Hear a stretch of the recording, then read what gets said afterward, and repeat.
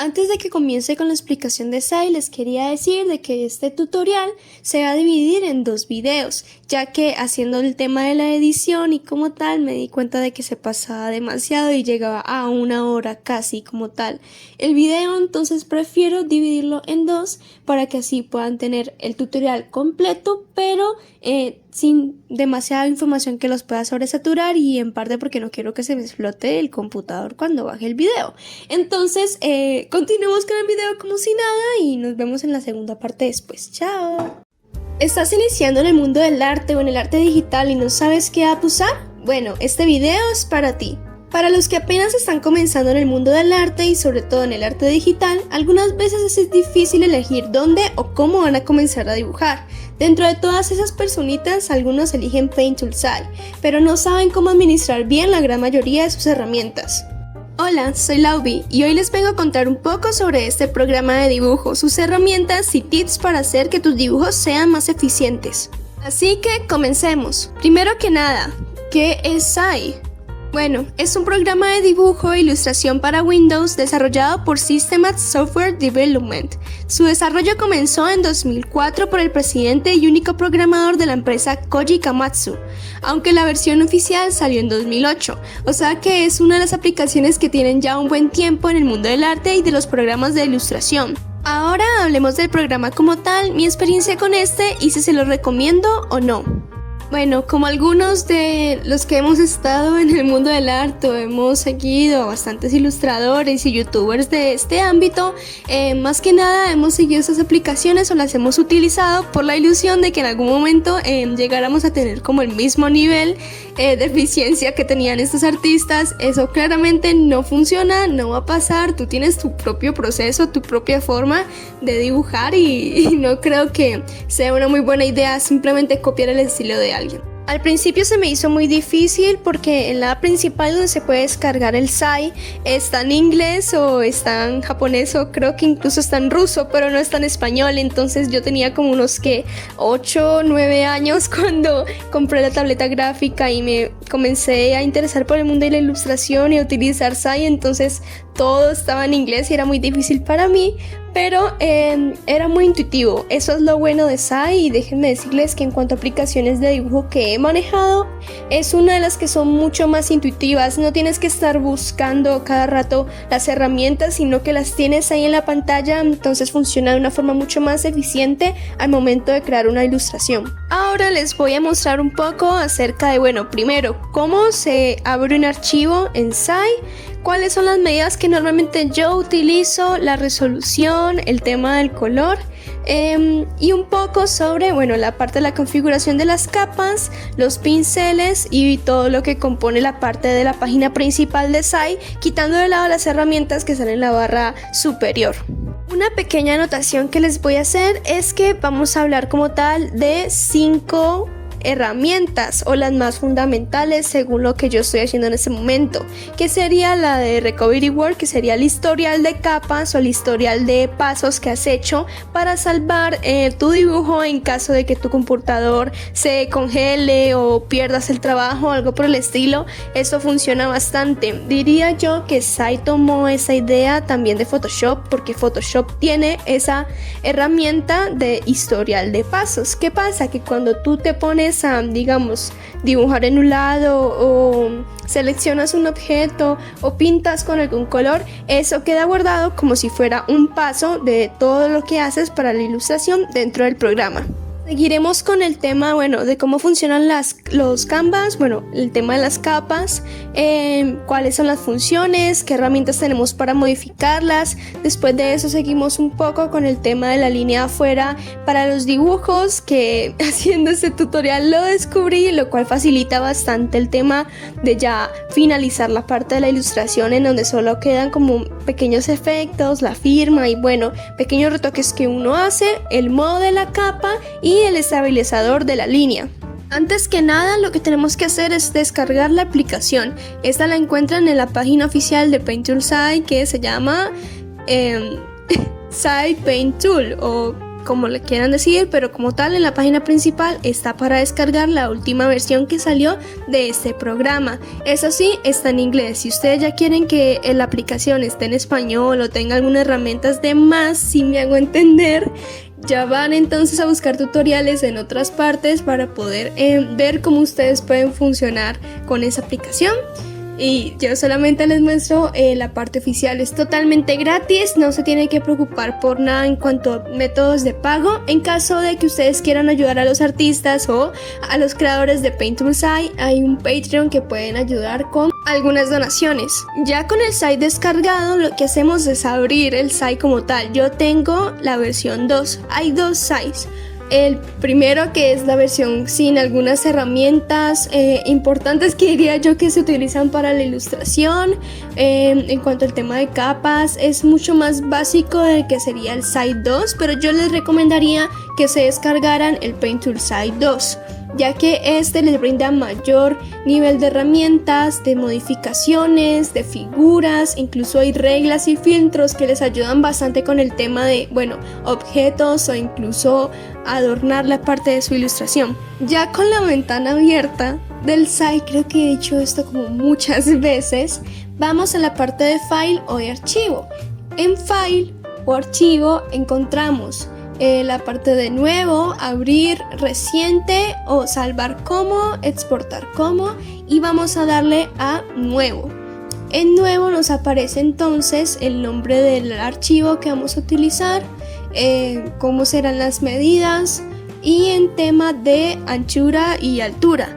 Yo utilizo esto tanto en píxeles como en centímetros. Píxeles lo utilizo para poder hacer lo que son las publicaciones en Instagram, que no requieren como demasiada calidad en cuanto al tema de píxeles que se van a utilizar, y centímetros cuando ya estoy haciendo alguna ilustración que quiero llegar a sacar para impresión o para merch.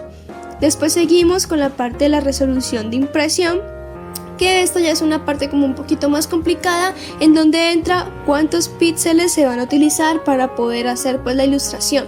Yo lo utilizo en píxeles con centímetros, ya que pues es como con lo que he trabajado yo en ilustración, y lo pongo en 300, que es la calidad máxima que se pide para impresión. Puede ser mucho más obviamente, pero eso es lo que te piden como tal para poder imprimir, ya sea en un folleto, en un afiche, póster o incluso en algunos archivos mucho más pequeños. Luego seguimos con la parte del fondo, que está en blanco, negro y color o transparencia, que se utilizan para los PNGs.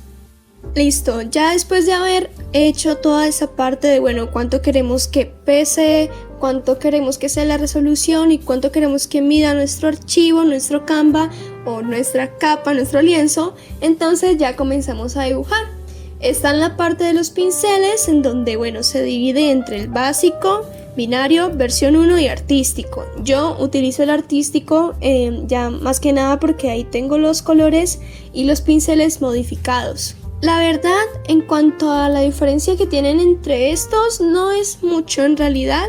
Sería más bien la parte de binario, en donde vemos como que un poco de herramientas diferentes a las que notamos en el básico, versión 1 y artístico, pero ustedes pueden utilizar cualquiera en realidad, ya que Sai les permite modificar tanto la parte de la punta del pincel, la parte de la textura, el círculo, cómo se va a poner, o sea, cómo va a ser la forma del círculo, también un poco acerca de si va a ser algo difuminado o no, y la parte ya de en cuanto, pues la densidad o la opacidad, como le quieran llamar, del pincel, un poco de la textura, escala de que son, herramientas que el site tiene en semejanza con el Photoshop. Si en algún momento van a utilizar el Photoshop, se les va a hacer mucho más fácil después de haber utilizado el site. Ya hablando de los pinceles que yo utilizo, el primero es el pincel para bocetación. Este tiene una textura de papel. En cuanto a las texturas, ustedes pueden decidir la intensidad que estas tienen. ¿Qué significa la intensidad? Que qué tanto se va a mostrar la textura en el trazo o no.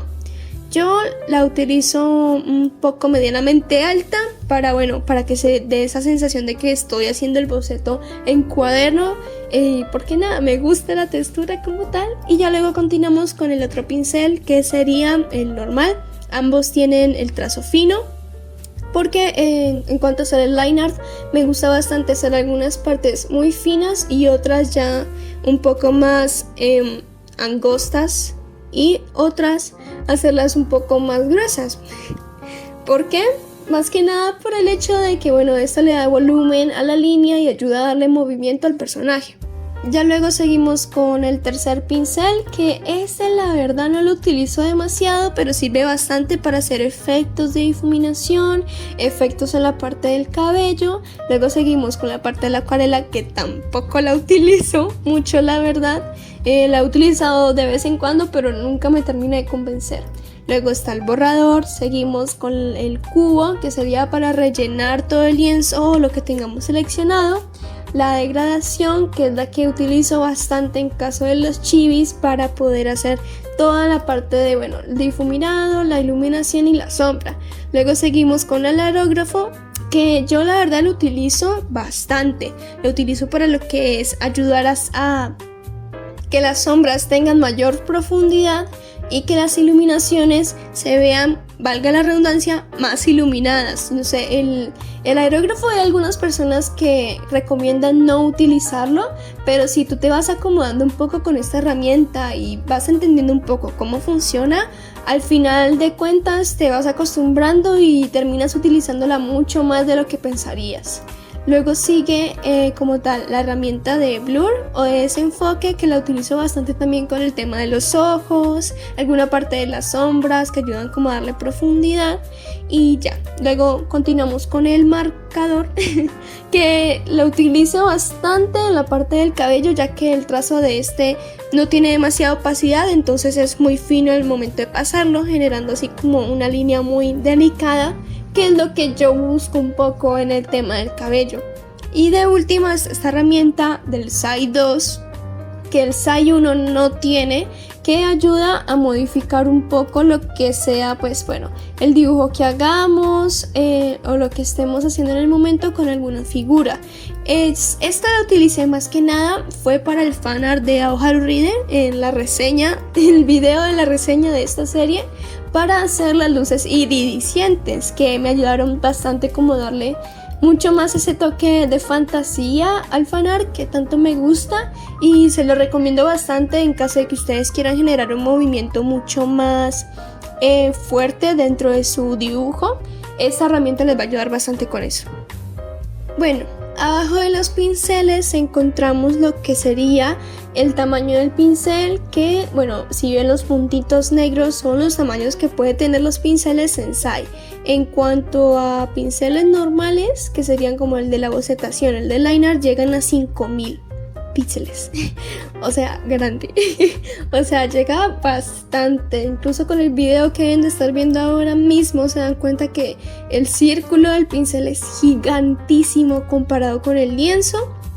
También tenemos la parte, bueno, de la densidad de la punta, que ya puede ser o muy circular o puede ser muy fina. Esto, como les digo, depende de cómo ustedes quieran utilizar y qué estilo de dibujo quieran hacer. Luego seguimos con la opacidad del pincel, que es el que nos ayuda, bueno, a hacer un trazo un poquito más leve, que no se note tanto, y ustedes deciden un poco entonces cómo van a utilizar eso. Y ya luego seguimos también con la densidad de la punta del pincel. Por último, en esta parte de la barra de la derecha del SAI, quitando de lado, bueno, la barra de colores, encontramos lo que les hablé de que, bueno, el círculo, que pues cómo va a ser la textura o cómo se va a ver. Y luego continuamos con la textura. Ustedes pueden aplicar tanto la parte de cómo se va a ver el círculo del pincel y la textura. Ambas la pueden utilizar para ir modificando, para ir un poco experimentando con en cuanto, bueno, fondos que quieran utilizar, un poco de, bueno, lo que quieran hacer con el sombreado, el liner. Pueden utilizar esto de una forma u otra para hacer más dinámico lo que sería la ilustración. Ya continuando con la parte de la barra de los colores, SAI utiliza dos estilos de colores. Pero antes de hablar de eso, les voy a dar una pequeña clase de diseño gráfico para que comprendan un poco cómo funcionan los colores tanto en tradicional como en digital. Colores RGB y CMYK. Vale. Al momento de dibujar, al momento de imprimir, al momento de hacer algún tipo de trabajo de diseño gráfico de ilustración, tenemos que tener en cuenta los dos tipos de colores que se utilizan tanto en pantallas como en impresiones. Esto es muy importante si ustedes quieren llegar a sacar alguna mercancía, algunos pósters o lo que sea. Tienen que tener en cuenta cómo van a sacar los tipos de colores, porque si no, puede pasar de en la pantalla a verse súper saturado a ya cuando se hace la impresión se puede ver como si todo estuviera de un color grisáceo. ¿Qué es RGB y qué es CMYK? Vale, RGB y CMYK son modos de color o formatos de color. Estos son representaciones del espectro de color visible que el ojo humano puede percibir. Entre los modos de colores más conocidos están estos dos como tal. Luego pasamos al HCBL y también al HCL, que utiliza el SAI para poder generar los colores. Entonces, ¿qué es RGB? Bueno, este es un color, un modo basado en la suma de colores lumínicos primarios. Entre esos están la parte de rojo, verde y azul, red, green y blue, para que se entienda un poco.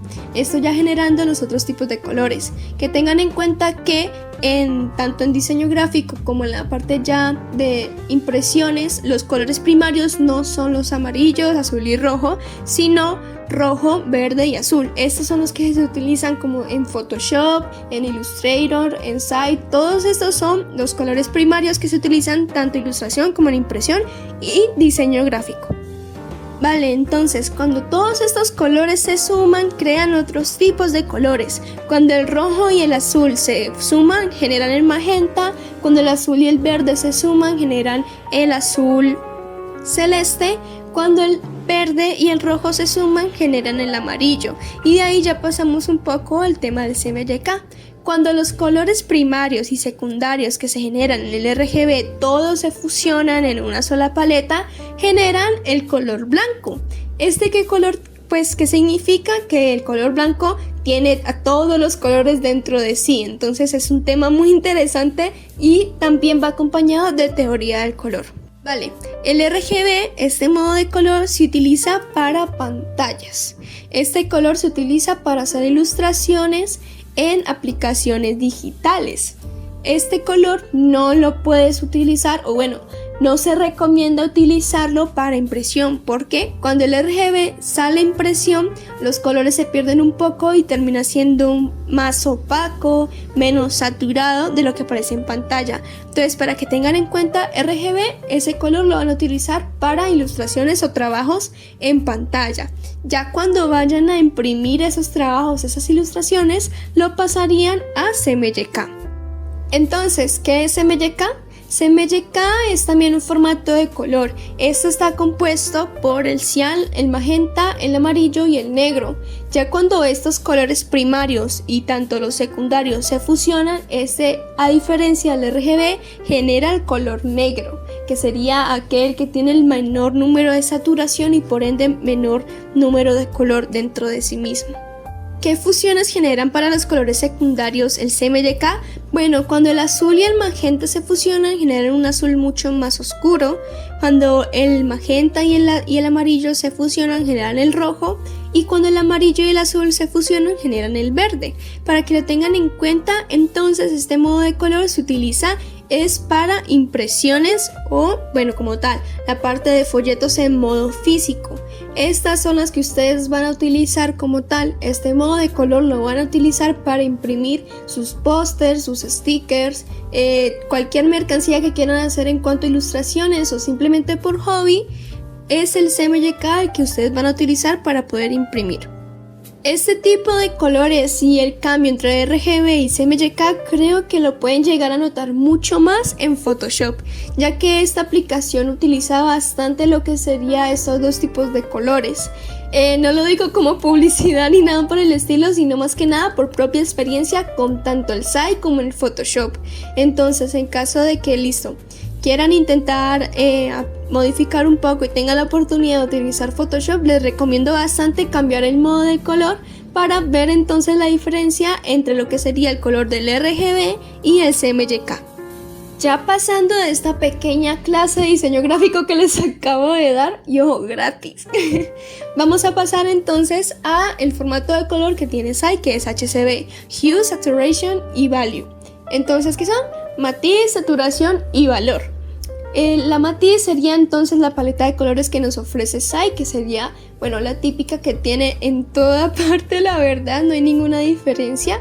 Luego continuamos con la saturación, que sería el valor que tiene con los blancos, el color que pasa ya sea de un grisáceo a un color mucho más saturado, valga la redundancia. Continuamos entonces con el valor, que sería, el número que tiene en cuanto al color oscuro, al color negro, el color que estamos utilizando y su saturación. Este va mucho de la mano con el S o la saturación que se está utilizando en la barra de colores que vemos ahí junto al valor. Sé que puede ser un poco confuso e incluso difícil para poder llegar a entender, pero créanme que poco a poco van a ir comprendiendo un poco mejor todos estos temas mediante la práctica. Bueno, ya terminamos la parte de la barra derecha del SAI y un poco del tema de diseño gráfico y cómo funcionan los colores dentro de la parte digital y de impresión. Démonos un descanso porque creo que los estoy sobresaturando con demasiada información en muy poco tiempo, entonces un descansito para que puedan aliviar un poco el cerebro. Bueno, hasta aquí la primera parte de este tutorial de SAI. Como les dije, vamos a tomarnos un descanso para poder comprender todo lo que vimos y ya luego vamos a continuar con la parte 2 del tutorial de Paint Tool SAI 2 para que lo puedan comprender de una mejor forma, ya que este tutorial como tal sintetiza y resume todo lo que es el programa como tal, entonces no sería algo muy básico, sino que nos vamos a generalizar un poco y a comprender cómo funciona el SAI para que ustedes puedan utilizarlo sin ningún problema. Una vez más, yo soy Laubi, les deseo un buen día, tarde o noche. Nos vemos en el próximo video y espero que la pasen muy bien. ¡Chao!